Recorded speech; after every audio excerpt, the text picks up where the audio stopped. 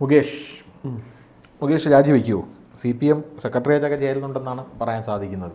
CPM സെക്രട്ടേറിയറ്റിൻ്റെ കാര്യം പറഞ്ഞപ്പോഴാണ്, സെക്രട്ടേറിയറ്റിലിട്ട് യുവതിയെ കയറി പിടിച്ച ജയസൂര്യ ഉടനെ അങ്ങ് തിരിച്ചു വരില്ല കേട്ടോ. ന്യൂയോർക്കിലാണ് ഈ സെക്രട്ടേറിയറ്റ് എന്ന് പറഞ്ഞാൽ ആലോചിച്ച് പറഞ്ഞതേ ഉള്ളൂ. ജയസൂര്യ തിരിച്ചു വരില്ല. ഇനി നമുക്ക് മുകേഷിലോട്ട് വരാം. മുകേഷിൻ്റെ കാര്യം പറയുകയാണെങ്കിൽ, മുകേഷ് രാവിലെ തന്നെ നമ്മുടെ കുമാരപുരത്തുള്ള മുകേഷിൻ്റെ വീട്ടിൽ നിന്ന് ഒറ്റ ഓട്ടമായിരുന്നു. പക്ഷെ മാധ്യമപ്രവർത്തകരുണ്ടല്ലോ, ഈ രാവിലെ അവിടെ കാത്തു നിന്നു. മാധ്യമപ്രവർത്തകരൊക്കെ സമ്മതിക്കണം. കാരണം ഈ രാത്രി ഫുള്ള് മുകേഷ് ഇറങ്ങുന്നുണ്ടോ നോക്കി കണ്ണിൽ എണ്ണ ഒഴിച്ച് അവിടെ കാത്തിരുന്നു. രാവിലെ 6 മണിക്കോ 4 മണിക്കോ ആണ് മുകേഷ് ഇറങ്ങി ഒറ്റോട്ട്. ആ വിഷ്വൽ കിട്ടി. പിറകെ ഓടുന്നുണ്ടായിരുന്നു മാധ്യമപ്രവർത്തകർ. 6 മണിക്ക് ശേഷമാണ്. പക്ഷേ മാധ്യമപ്രവർത്തകർക്ക് മുകേഷിനെ കിട്ടിയില്ല. മുകേഷിൻ്റെ ബൈറ്റും കിട്ടിയില്ല, ഒന്നും കിട്ടിയില്ല. മുകേഷ് CM-ന്റെ അടുത്ത് നിന്നു. ആദ്യം നമ്മുടെ പിണറായി വിജയൻ്റെ അടുത്ത് നിന്നു. പിണറായി വിജയൻ്റെ അടുത്ത് നിന്ന് കാല് പിടിച്ചു എന്ന് അറിയാൻ സാധിക്കുന്നത്. ഞാൻ തെറ്റ് ചെയ്തിട്ടില്ല എന്ന്. ഞാൻ പറയട്ടെ, ഈ സിനിമയിൽ അഭിനയിക്കുന്ന അതേ മാനറിസം തന്നെയാണ് പുള്ളിക്ക് ഇവിടെ ഉള്ളത്. കണ്ടിട്ടില്ലെന്ന് ഇങ്ങനെയാണ് പുള്ളി പറയുന്നത്. ശ്രദ്ധിച്ചല്ല, ഞാൻ കണ്ടിട്ടില്ലെന്ന്. അതിൽ തന്നെ ഒരുപാട് വാസ്തവവിരുദ്ധമായിട്ടുള്ള കാര്യങ്ങളുണ്ട്. അത് കഴിഞ്ഞ ദിവസം വാട്സപ്പ് സന്ദേശങ്ങളുമായിട്ട് ബന്ധപ്പെട്ട 2009 വാട്സപ്പ് ഉണ്ടായിരുന്നു എന്നൊക്കെ പുള്ളി പറയുന്നില്ലേ. ഒരുപാട് കാര്യങ്ങൾ പുറത്തു വന്നു. ഇപ്പോൾ വരുന്ന റിപ്പോർട്ടുകളെന്ന് പറഞ്ഞു കഴിഞ്ഞാൽ ഈ പുള്ളിക്കാരൻ കാരണം പാർട്ടിക്കകത്തും ഭിന്നത. അത് CPM-നകത്ത് മാത്രമല്ല, CPI-ക്കകത്ത്. എന്ത് തോന്നുന്നു? 2 പാർട്ടികളെ കുളമാക്കിയിട്ടുണ്ട്. മുകേഷ് രാജിവെക്കുമെന്നൊരു ചോദ്യം ചോദിച്ചില്ല. ഇപ്പം സംസ്ഥാന സെക്രട്ടേറിയറ്റ് ചേർന്നുകൊണ്ടിരിക്കുകയാണ്. അതായത് ഇദ്ദേഹം രാജിവെച്ചാലും CPM-ന് അവിടെ ഒന്നും സംഭവിക്കില്ല. ഇദ്ദേഹം രാജിവെക്കാതെ ഇരുന്നാൽ മാത്രമേ CPM-ന് നഷ്ടം ഉണ്ടാവുകയുള്ളൂ. കാരണം ഇതിങ്ങനെ നീണ്ടുപോയി കഴിഞ്ഞാൽ പാർട്ടി തെരഞ്ഞെടുപ്പ് വരുമ്പോൾ അവിടെ CPM വീണ്ടും ജയിക്കും. ഉറപ്പാണോ? CPM ഇവിടെ ഇപ്പം CPM-ന് നല്ല വോട്ടുള്ള സ്ഥലമല്ലത്. അതൊക്കെ PK ഗുരുദാസനൊക്കെ ഇരുന്ന് ഒരുപാട് പേരെ പാർട്ടിയിലേക്ക് ആകർഷിച്ച സ്ഥലമാണ് ഈ കൊല്ലം മണ്ഡലം. കൊല്ലം മണ്ഡലത്തിൽ CPM-ന് നല്ല ഉറച്ച വോട്ടുണ്ട്. അവിടെയാണല്ലോ കുണ്ടറാണ്ടി ഓഫീസ്. അല്ലല്ല, അത് കൊല്ലം മണ്ഡലത്തിലല്ലോ. കൊല്ലം മണ്ഡലത്തിൽ എന്ന് പറഞ്ഞാൽ ആ ഒരു കൊല്ലം ജില്ലയിലാണല്ലോ. കൊല്ലം ജില്ലയിൽ PK ഗുരുദാസനൊക്കെ ഇരുന്ന് ഈ മത്സ്യബന്ധന മേഖല, ഒരു ഭാഗത്ത് മത്സ്യത്തൊഴിലാളികളാണല്ലോ. തൊട്ട് ചേർന്ന് കിടക്കുന്ന മണ്ഡലം ഇരവിപുരം. പറഞ്ഞപ്പോഴേ നമ്മുടെ മേഴ്സിക്കുട്ടിയമ്മ ഇപ്പോൾ ഇവിടെ പോയി. എനിക്ക് തോന്നുന്നു വീട്ടിൽ തന്നെയാണെന്ന് തോന്നുന്നു. വീട്ടിൽ തന്നെയാണെന്ന് തോന്നുന്നു. പിന്നെ പ്രധാനപ്പെട്ട പാർട്ടിയുടെ പരിപാടികൾ മാത്രമേ ഇതുപോലെ CPM-ന് തലവേദന ഉണ്ടാക്കിയ ഒരു മന്ത്രിയായിരുന്നു മേഴ്സിക്കുട്ടി. സീരിയസ്ലി മുകേഷിനെ പോലെ ആയിരുന്നു. പക്ഷെ മുകേഷിന് രണ്ടാമത് CPM. പക്ഷെ ഇത്തവണ രണ്ട് തവണയല്ലേ MLA ആവാൻ പറ്റൂ CPM-ന്ന്. അപ്പൊ ഇത്തവണത്തോടു കൂടി മുകേഷ് വെച്ച് കെട്ടുമെന്നായിരുന്നു. പക്ഷെ മുകേഷ് ഇത്തവണ കുറച്ച് കടുത്തുപോയി. മേഴ്സിക്കുട്ടിയമ്മയും മുകേഷ് ഒരുപോലെ അല്ല, അതെനിക്കറിയാം. ആ കൊല്ലം കുണ്ട്ര എന്ന് കേട്ടപ്പോൾ എനിക്ക് പെട്ടെന്ന് ഓർമ്മ. കുണ്ട്ര മണ്ഡലത്തിൽ മേഴ്സിക്കുട്ടിയമ്മയ്ക്ക് എന്ന് പറഞ്ഞു കഴിഞ്ഞാൽ പക്ഷെ വളരെ ജെന്യുവൻ ആയിട്ടുള്ള ഒരു സ്ത്രീ. അതെ.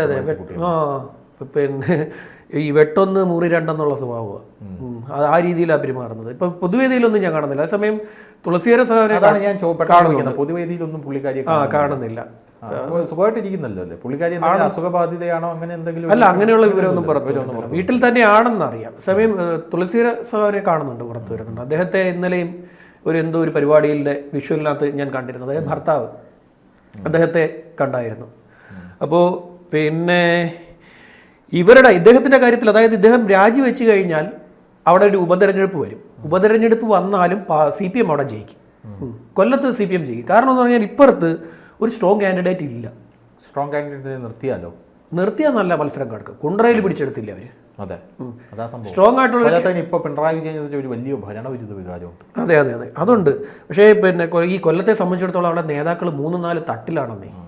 3-4 തട്ടിലാണ് നേതാക്കൾ. ഈ കൊല്ലം നിയോജനം പറഞ്ഞല്ലോ, നമ്മുടെ DCC ഓഫീസിൽ പട്ടി കയറി കിടക്കുക ആണെന്നേ. അത് ഞാൻ പറഞ്ഞപ്പോൾ KPCC മറ്റോ ആയിപ്പോയിരുന്നു അല്ലേ? KPCC DCC ഓഫീസ് വലിയ ഏരിയ. ആ വലിയ ഏരിയയിൽ ഓരോ മുറികളിലായിട്ടാണ് നേതാക്കന്മാർക്ക് കൊടുത്തിരിക്കുന്നത്. ഒരു മുറിയിൽ നിന്ന് അപ്പുറത്തെ ഇതിലൂടെ നടന്നു പോകുന്ന നേതാക്കന്മാർ പരസ്പരം നോക്കാത്തൊരു സ്ഥലമാണത്. അവിടെ പാർട്ടിക്ക് അത് വലിയ തമ്മിലടിയാണ്. ഓർമ്മയില്ലേ, ബിന്ദു കൃഷ്ണയ്ക്ക് സീറ്റ് കിട്ടിയില്ല എന്നും പറഞ്ഞ് എവിടുന്നോ കുറച്ച് മത്സ്യത്തൊഴിലാളികൾ സ്ത്രീകൾ വന്ന് നിന്ന് അവിടെ നിന്ന് കരഞ്ഞ് അവരെ ബിന്ദു കൃഷ്ണ കെട്ടിപ്പിടിച്ച് കരഞ്ഞ് ഉടുക്കം സീറ്റ് കിട്ടി തോറ്റ് അവരവസ്ഥയിൽ നാണം കെട്ടുപോയില്ലേ. മുകേഷിനെയൊക്കെ വളരെ എളുപ്പത്തിൽ തോൽപ്പിക്കാൻ പറ്റുന്ന ഒരു സ്ഥലമായിരുന്നു. കഴിഞ്ഞ തവണ തന്നെ തോൽപ്പിക്കാൻ പറ്റുമായിരുന്നു. കാരണം അദ്ദേഹത്തിൻ്റെ പ്രവൃത്തികളെ സംബന്ധിച്ച് വലിയ പരാതികൾ നിലനിൽക്കുന്നുണ്ടായിരുന്നു. മുകേഷിനെ പോലെ പാർട്ടിയിൽ പെട്ടെന്ന് കെട്ടിയിറക്കപ്പെട്ട ഒരാൾ വരെ ജയിക്കുന്ന മണ്ഡലം എന്ന് വിചാരിക്കുമ്പോൾ നമുക്കറിയാം അവിടുത്തെ പാർട്ടിയുടെ എന്താണ്. PK ഗുരുദാസനെ മാറ്റിയിട്ട് PK ഗുരുദാസനെ പോലെ കൊല്ലംകാരുടെ ഏറ്റവും പ്രിയപ്പെട്ട MLA ആണ് PK ഗുരുദാസൻ. PK ഗുരുദാസനെ പോലെ ഒരാളെ മാറ്റിയിട്ട് അതിൽ വലിയ പ്രശ്നങ്ങൾ നിലനിൽക്കുമ്പോഴാണ് മുകേഷിനെ കൊണ്ടുവരുന്നത്. മുകേഷിനെ കൊണ്ടുവന്നിട്ട് മുകേഷ് ജയിച്ചു പോട്ടെ, അത് കഴിഞ്ഞ് രണ്ടാമത് വീണ്ടും മുകേഷിനെ കൊണ്ടിട്ടു. വലിയ പ്രശ്നങ്ങൾ. മുകേഷിനെ ആളുകളെ ജനങ്ങളെ മൈൻഡ് ചെയ്യുന്നില്ല, ജനവിഷയങ്ങൾ ജനപ്രതിനിധിയായിട്ട് ഇരിക്കുക, ജനങ്ങളുടെ പരാതികളിൽ നടപടിയില്ല, അവരെ കാണുന്നില്ല, മുകേഷ് മണ്ഡലത്തിലുമില്ല. ഇത്രയും ഉണ്ടായിട്ടും വീട്ടിലോട്ട് ഔദ്യോഗിക വസതിയിലോട്ട് വരുന്ന ആൾക്കാർക്ക് തെറിയും. ഔദ്യോഗിക വസതിയിലോട്ട് വരുമ്പോൾ ഇദ്ദേഹം മറ്റേ കഥാപാത്രത്തെ ഉൾക്കൊണ്ടുകൊണ്ടിരിക്കുകയാണ് പോലും. കഥാപാത്രത്തെ ഉൾക്കൊള്ളുന്ന സമയത്ത് അദ്ദേഹത്തിന് വേറെ ആരെങ്കിലും വാ തുറന്നാൽ നമുക്ക് മനസ്സിലാവും അല്ലെ കള്ളത്തരമാണ് പറയുന്നത്. അതാണ് അത് അദ്ദേഹത്തിന്റെ പോലീസ് ബുദ്ധിയുള്ള ഒരാൾക്ക് പെട്ടെന്ന് മനസ്സിലാവും. പുള്ളി പറയുന്ന ആ ഒരു മാനേഴ്സ് ഉണ്ട്, കണ്ടിട്ടില്ലെന്ന് ഞാൻ. പുള്ളി ഇങ്ങനെയല്ല വേറെ വേദികളിൽ സംസാരിക്കുന്നത്. പ്രതിരോധത്തിലാണ് പുള്ളി അങ്ങനെ സംസാരിക്കുന്നത്. അതെ അതെ. പോരാത്തതിന് പുള്ളിയുടെ ഈ രണ്ട് CPIക്കകത്ത് ഇയാളുടെ പേര് CPIക്കകത്ത് ഇവർ തമ്മിലടി. CPIക്കകത്ത് ആനി രാജ പറഞ്ഞു ഇദ്ദേഹം രാജിവെക്കണമെന്ന്. ബിനോയ് വിശ്വം പറഞ്ഞു പിന്നെ രാജിവെക്കണ്ടെന്നാണ് ഇപ്പൊ പുതിയ നിലപാട്. ബിനോയ് വിശ്വത്തിന് പിന്നെ നിലപാട് ഇങ്ങനെ മാറി മറിഞ്ഞുകൊണ്ടേയിരിക്കും. മഴയും വെയിലും മാറി മാറി വരുന്ന ഒരു മനസ്സാണ് അദ്ദേഹത്തിൻ്റെത്. നിലപാട് സിംഗം. ഇടയ്ക്കിടയ്ക്ക് ഇങ്ങനെ മഴയും വെയിലും ഇങ്ങനെ മാറി മാറി വരുന്നത് പോലെ അദ്ദേഹത്തിൻ്റെ നിലപാടും നിങ്ങൾ ഇങ്ങനെ മാറിക്കൊണ്ടേയിരിക്കും. ഇടയ്ക്ക് അദ്ദേഹം പറയും രാജിവെക്കണമെന്ന്. പിന്നെ ഈ പ്രകാശ് ബാബു ഭാഗം കടുപ്പിക്കുമ്പം ഈ ഭാഗം ഉണ്ടല്ലോ, പ്രകാശ് ബാബുവിൻ്റെ ടീമുകൾ കടുപ്പിക്കുമ്പോഴത്തേക്ക് അദ്ദേഹം പറയും രാജിവെക്കണമെന്ന്. അത് കഴിയുമ്പോഴത്തേക്ക് അദ്ദേഹം കുറച്ചുകൂടെ കഴിയുമ്പോൾ പിണറായി വിജയനെ കാണുമ്പോൾ പിണറായി വിജയൻ പറയും രാജിവെക്കണ്ട. ശരി, ഇന്നലെ രാജിവെക്കാണെന്ന് പറഞ്ഞാൽ അവിടെ പോയത് പിണറായിയെ കാണാൻ പോയി. രാജിവെക്കണമെന്നുള്ള ആവശ്യം CPIയുടെ ആവശ്യം മുഖ്യമന്ത്രിയെ നേരിട്ട് അറിയിക്കുവാൻ വേണ്ടി പോയ പ്രകാശ് ബാബു തിരിച്ച് വന്നത് പിന്നെ രാജിവെക്കണ്ട എന്ന തീരുമാനമായിട്ടാണ്. ഇന്നിപ്പോൾ ആനി രാജയും തള്ളിക്കളഞ്ഞു.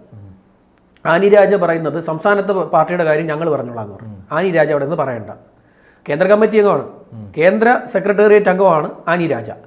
ആനി രാജ പറഞ്ഞത് പാർട്ടിയുടെ നിലപാടല്ല, ഇത് ബിനോയ് വിശ്വത്തിൻ്റെ നിലപാട്. ബിനോയ് വിശ്വം ഇവിടെ സംസ്ഥാനത്തെ പാർട്ടിയുടെ നിലപാട് ഇവിടെ പറയുമെന്നാണ്. ഇദ്ദേഹം എന്ന് വെച്ച് കഴിഞ്ഞാൽ എന്താ പറയുക, ഈ CK ചന്ദ്രപ്പനൊക്കെ ഇരുന്ന കസേര, അത് അറിയത്തില്ലേ? CK ചന്ദ്രപ്പനൊക്കെ ഇരുന്ന ഒരു കസേരയിൽ ഇരുന്നിട്ട് ഇങ്ങനെയുള്ള കാര്യങ്ങൾ വിളിച്ചു പറയുന്ന ഒരാളായി മാറിയിരിക്കുന്നു. CK ചന്ദ്രപ്പനെ പോലെയുള്ള പ്രഗത്ഭരായിട്ടുള്ള വ്യക്തികളിരുന്നു. അത് ഇരുന്ന കസേരയിൽ ഇരുന്നതിനകത്ത് ഏറ്റവും വീറുറ്റ ആളെന്ന് പറയുന്നത് CK ചന്ദ്രപ്പനാണ്. പിന്നെ അതുപോലെ തന്നെ വെളിയവും കുറച്ചുകൂടെയൊക്കെ നിലപാടുണ്ട്. കാനത്തിന് പിന്നെ നിലപാടുകളിൽ കുറച്ചൊക്കെ വെള്ളം ചേർക്കേണ്ടി വന്നിട്ടുണ്ട് കാനത്തിന്. കാരണം എന്ന് വെച്ച് കഴിഞ്ഞാൽ പാർട്ടി പിടിച്ച് വരട്ടുമ്പോൾ CPM പിടിച്ച് വരട്ടുമ്പോൾ കാനം കുറച്ചൊക്കെ മയപ്പെട്ട് നിൽക്കാറുണ്ടായിരുന്നു. ഇദ്ദേഹം അതിനേക്കാൾ കഷ്ടം. നമ്മുടെ ഗണേഷ് കുമാറും പത്തനാപുരം അത് കൊല്ലമല്ലേ? അത് കൊല്ലം. ഞാൻ അറിയാൻ പാടില്ലാത്ത ചോദിക്കാം, ശ്യാമും കൊല്ലമല്ലേ? നിങ്ങൾ എന്താ കൊല്ലംകാരല്ലേ ഇങ്ങനെ? കൊല്ലംകാരെ എല്ലാവരും അടച്ചാക്ഷേപിക്കാന്ന് വിചാരിക്കില്ലേ? ഈ ചില സമയത്ത് ഈ ഇടയ്ക്ക് സമൂഹ മാധ്യമങ്ങളിൽ കൊല്ലം ജില്ലയെ കുറിച്ച് വലിയ രീതിയിലുള്ള ട്രോളുകളും കാര്യങ്ങളും, എല്ലാവരും പ്രശ്നക്കാരാ കൊല്ലം ജില്ലയിൽ എന്ന് പറഞ്ഞ് വലിയ ട്രോളുകളും കാര്യങ്ങളും. അപ്പോഴല്ലേ അവിടെ കൊല്ലം ജില്ലയിൽ മറ്റേ ഇത് കണ്ടെത്തിയത്, എണ്ണശേഖരം കണ്ടെത്തി. അപ്പൊ തന്നെ മുകേഷിന്റെ ട്രോളൊക്കെ എടുത്തിട്ട് കൊല്ലങ്കാത്ത സ്വഭാവം നിങ്ങളുടെ ജില്ലക്ക് എന്താ അങ്ങനെ ഒരു പ്രത്യേകത, അങ്ങനെ ഒരു പേര് വരാൻ കാരണം എന്താ? അവിടെ ഒരു കാര്യം പറയട്ടെ, കൊല്ലം ജില്ലക്കാരെ കുറിച്ച് സമൂഹ മാധ്യമങ്ങളിൽ വരുന്ന ട്രോളുകൾ ഞാൻ പറഞ്ഞുതരാം. ഒന്ന്, നിങ്ങൾ വലിയ പ്രശ്നക്കാരാ, നിങ്ങൾ ഒന്ന് പറഞ്ഞ് രണ്ടിന് കത്തിയെടുത്ത് കുത്തും, പപ്പടത്തിന് വേണ്ടി അടിയുണ്ടാക്കും, പെണ്ണുപിടി, ഇതൊക്കെ വലിയ രീതിയിലുള്ള പ്രശ്നമായിട്ട് സമൂഹം. പിന്നെ നിങ്ങളുടെ പ്രധാനപ്പെട്ട പ്രശ്നം എന്ന് പറഞ്ഞാൽ നിങ്ങൾ എല്ലാ സ്ഥലത്ത് പോയാലും വലിയ പ്രശ്നക്കാരാണ് പറയുന്നത്. ഇപ്പം എല്ലാ ജില്ലകൾക്കും അതിൻ്റെതായിട്ടുള്ള ഒരു ഐഡന്റിറ്റി. ഇപ്പോൾ ഇൻസ്റ്റാഗ്രാമിലൊക്കെ കയറി കഴിഞ്ഞാൽ ട്രോളുകാരന്മാർ ഉണ്ടാക്കി കൊടുക്കുന്ന നമുക്ക് കാണാം. തിരുവനന്തപുരം എന്ന് പറഞ്ഞാൽ ഗുണ്ടാവിളയാട്ടം, ഗുണ്ടകളെ തട്ടിയിട്ട് നടക്കാൻ വയ്യ. കോഴിക്കോട് പിന്നെ ഞാൻ പറഞ്ഞു തരണ്ടല്ലോ, അതറിയാമല്ലോ. വയനാട്, ഇടുക്കി എല്ലാം പറഞ്ഞ പ്രകൃതിക്ഷോഭം, അത് ഇത് അതൊക്കെയാണ്. എറണാകുളത്തോട്ട് പോയി കഴിഞ്ഞാലും ഇപ്പോൾ മറ്റേ MDMA സ്റ്റാമ്പ് ഇതൊക്കെ വെച്ചാൽ കളിയാക്കുന്നത്. കൊല്ലത്തോട്ട് വരുമ്പോൾ മാത്രമാണ് ഈ ജനങ്ങളുടെ സ്വഭാവം വെച്ച് കളിയാക്കുന്നത്. എന്താ അങ്ങനെ? അല്ല, സെൻസിറ്റീവായിട്ട് ഇടപെടുന്നവരാണ്. സെൻസിറ്റീവാണ് കൊല്ലം ജില്ലയുടെ ഒരു വളരെ സെൻസിറ്റീവാണ്. അവിടെ ആത്മഹത്യ തോതുമായിട്ട് ശ്രദ്ധിച്ചിട്ടില്ലേ? ഏറ്റവും കൂടുതൽ ആത്മഹത്യ ചെയ്യുന്ന, ഈ രാജ്യത്തെ തന്നെ ഏറ്റവും കൂടുതൽ ആത്മഹത്യ ചെയ്യുന്ന ആളുകൾ ആത്മഹത്യ ചെയ്യുന്ന ജില്ല കൊല്ലമാണ്. ഈ രാജ്യത്തെ ജില്ലകൾ പരിശോധിച്ച് കഴിഞ്ഞാൽ ഏറ്റവും കൂടുതൽ ആത്മഹത്യയുള്ള ജില്ലയാണ്. വളരെ സെൻസിറ്റീവാണ് ആ മനുഷ്യർ, സെൻസിറ്റീവായിട്ടാണ് ഇടപെടാറുള്ളത്. അപ്പോൾ ഇതിനിടയിൽ ഇത് പിന്നെ നീ പറയുന്നതൊക്കെ ഈ ഒറ്റപ്പെട്ട സംഭവങ്ങളാണ്. ഒറ്റപ്പെട്ട സംഭവങ്ങൾ, ആ ഒറ്റപ്പെട്ട സംഭവങ്ങളെ പെരുപ്പിച്ച് കാട്ടിയാണ് ട്രോളാക്കുന്നത്. ഒറ്റപ്പെട്ട എല്ലാ ജില്ലകളിലും ഉണ്ട്, എല്ലാ ജില്ലകളിലും പല ജില്ലകളിലും പല പ്രശ്നങ്ങളുണ്ട്. പക്ഷെ കൊല്ലത്ത് എന്തെങ്കിലും നടന്നു കഴിഞ്ഞാൽ ഇത് കൊല്ലം ഫ്യൂ, അത് നിരന്തരം കൊല്ലത്തുനിന്ന് ഇങ്ങനെ വാർത്തകൾ വന്നുകൊണ്ടേയിരുന്നു, വ്യത്യസ്തമായിട്ടുള്ള വാർത്തകൾ. അവിടെ പിന്നെ ഒരു ലേസ് ലഹളയോട് കൂടിയാണ് ഈ പ്രശ്നം അവിടെ ഉണ്ടായത്. ഒരുത്തൻ ലേസ് തിന്നുകൊണ്ടുപോയി റോഡേ കൂടെ. അപ്പോൾ പിന്നെ 2-3 ചേട്ടന്മാർ തെങ്ങിച്ചാരി ഇരുന്ന് മദ്യപിക്കുകയായിരുന്നു. അപ്പോൾ അവരുടെ കയ്യിൽ ടച്ചിങ് ഒക്കെ ഇരിപ്പുണ്ടായിരുന്നു. അപ്പോൾ ഇവൻ്റെ ലേസ് കൂട്ടി അടിക്കാൻ അവർക്കൊരു മോഹം. അന്നേരം ലേസ് കൂട്ടി അടിക്കാൻ പോകും. അവനത് കൊടുത്തില്ല. അപ്പോൾ അവൻ്റെ ലേസ് ഇവർ തട്ടിപ്പറിച്ചു. അവനത് ചോദ്യം ചെയ്തു. അവൻ ഇവരെല്ലാവരും എടുത്തിട്ട് അടിച്ചു. അതിൻ്റെ വീഡിയോ പുറത്തു വന്നു. ഇതോടുകൂടിയാണ് ഈ കൊല്ലത്തിന്റെ പ്രശ്നങ്ങൾ പിന്നെ മാലപ്പടക്കം പോലെ പിന്നെ ചെറിയ ചെറിയ എല്ലാ വിഷയങ്ങളെയും എടുത്തിടാൻ തുടങ്ങി. ഇതൊരു തവണ ഇത് സംസാരിച്ച വിഷയമായിരുന്നു.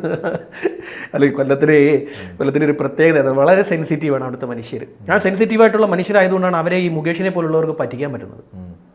അവരെ ഒന്നെങ്കിൽ വളരെ സെൻസിറ്റീവ്, അല്ലെങ്കിൽ മുകേഷിനെ പോലെ വളരെ ഹാർഡ് മൈൻഡഡ്. അല്ല, ഭൂരിഭാഗവും വളരെ സെൻസിറ്റീവ് ആയിട്ടുള്ള മനുഷ്യരാണ്.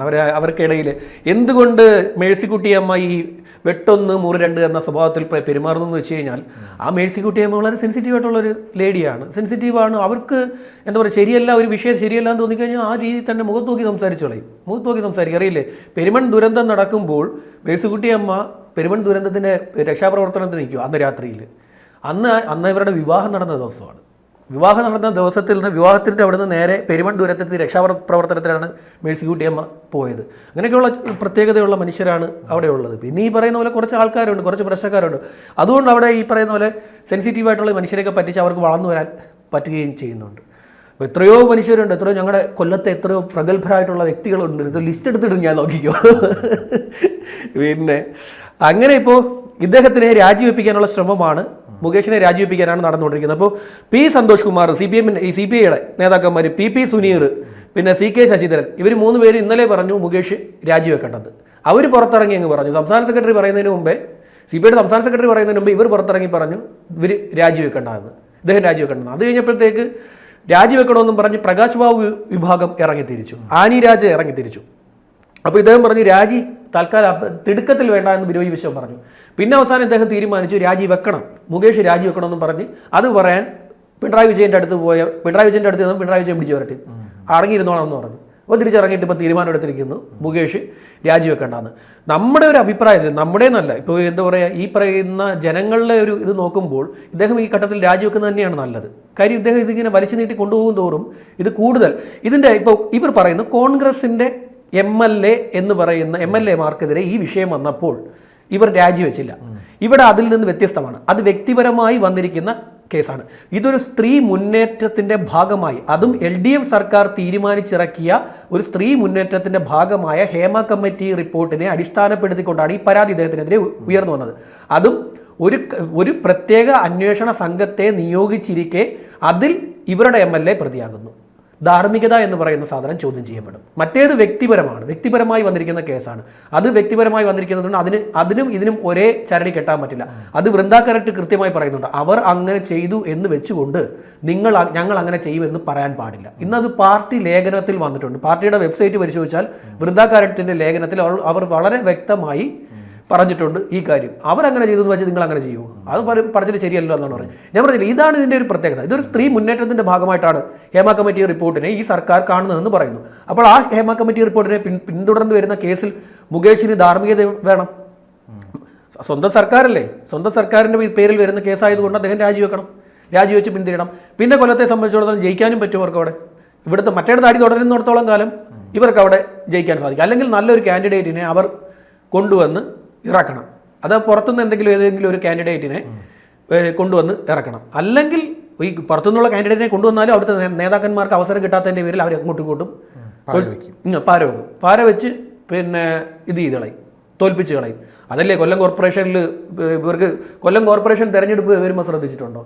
കൊല്ലം കോർപ്പറേഷൻ തെരഞ്ഞെടുപ്പ് വരുമ്പോൾ ഏറ്റവും വലിയ അടി കിടക്കുന്നത് ആ DCC ഓഫീസിലാണ്. അവിടെ അങ്ങോട്ടും ഇങ്ങോട്ടും വിഷയമാണ്. മുട്ട വലിച്ച് നേതാവിൻ്റെ വണ്ടിയിലോട്ട് മുട്ട വലിച്ച് എറിഞ്ഞു കൊടുക്കുക. ഓർമ്മയുണ്ടോ? മുട്ട വലിച്ചിട്ട് എറിഞ്ഞത് ഗ്ലാസ്സിൽ എറിഞ്ഞ് പറ്റിച്ചു കൊടുത്ത് അവസാനം ഗ്ലാസ് കഴിയേണ്ടി വന്ന് നേതാവിന് പുറത്തു പോകാൻ. ഇങ്ങനെയുള്ള പരിപാടിയാണ്. ഇപ്പോൾ ഈ തെരഞ്ഞെടുപ്പ് വരുമ്പോൾ നോക്കി എന്തുമാത്രം അടിയിരിക്കുന്നു. നാട്ടിലെ എല്ലാ എണ്ണവും വരും. ഞങ്ങൾക്കെല്ലാം എന്താ പറയുക സീറ്റ് വേണമെന്ന് പറഞ്ഞിട്ട് വരും. ആർക്ക് സീറ്റ് കൊടുക്കാൻ അവിടെ ഇല്ല. അതോടുകൂടി എന്ത് ചെയ്യും? അവിടെയാണ് ഏറ്റവും കൂടുതൽ മറ്റേ എന്താ പറയുക ഈ വിമതന്മാർ മത്സരിക്കുന്ന സ്ഥലം. അവിടെ അത്രയും അടി നടക്കുന്നത് കൊണ്ട് ഇവർക്ക് അവിടെ ജയിക്കാൻ പറ്റും. പക്ഷേ ഈ 5 വർഷവും കൂടി ഇദ്ദേഹത്തെ നീട്ടിക്കൊണ്ട് പോയി കഴിഞ്ഞാൽ എന്ത് ചെയ്യും? അവിടെ ഇനി ജയിക്കാൻ സാധ്യതയുണ്ട് എന്ന് മനസ്സിലാക്കി കഴിഞ്ഞാൽ കോൺഗ്രസിൻ്റെ ഏതെങ്കിലും നാട്ടിലെ ഏതെങ്കിലും ഒരു നേതാവ് അവിടെ രംഗത്തിറങ്ങും. ആ ഇറങ്ങുന്ന നേതാവിനെ ഈ സുധാകരനും VD സതീശനും ഒന്നിച്ച് നിന്ന് പിന്തുണ നൽകുകയാണെങ്കിൽ അദ്ദേഹം ഏതെങ്കിലും ഒരു യുവ നേതാവ് വന്നാൽ മതി. ആ ഒരു യുവ നേതാവ് വന്നു കഴിഞ്ഞാൽ ഈ കൊല്ലം വീഴ്ത്താം, ഇവർക്ക് വീഴ്ത്താം. BJP പിന്നെ കുറെ കാലം കൂടെ കാത്തിരിക്കേണ്ടി വരും. BJPയുടെ ആ കൊല്ലം മണ്ഡലത്തിലെ ഡിവിഷനുകൾ നോക്കുമ്പോൾ കൊല്ലം മണ്ഡലത്തിൽ ഏതാനും മേഖലകളിലെ BJPക്ക് സ്വാധീനം, അവിടെ ഒരുപാട് വർക്ക് ചെയ്യേണ്ടി വരും. അവർക്ക് ചാത്തന്നൂർ അവർക്ക് പിടിച്ചെടുക്കാൻ പറ്റും. ചാത്തന്നൂർ അവർക്ക് ഏകദേശം ഏതാണ്ട് നല്ല രീതിയിലുള്ള മുന്നേറ്റം നടത്താൻ ചാത്തന്നൂർ അവർക്ക് പറ്റിയിട്ടുണ്ട്. ചാത്തന്നൂർ അധികം വൈകാതെ ചാത്തന്നൂർ അവർ പിടിച്ചെടുക്കും. അതേസമയം കൊല്ലം മണ്ഡലം ഒന്നും കിട്ടാൻ സാധ്യത വളരെ കുറവാണ്. എന്തായാലും നോക്കാം, മുകേഷ് രാജിവെക്കുമോ രാജിവെക്കൂലേ, എന്തായിരിക്കും അവസ്ഥയെന്ന് നോക്കാം. 1 മണിക്കൂറുകളിൽ അറിയാം. ശരി.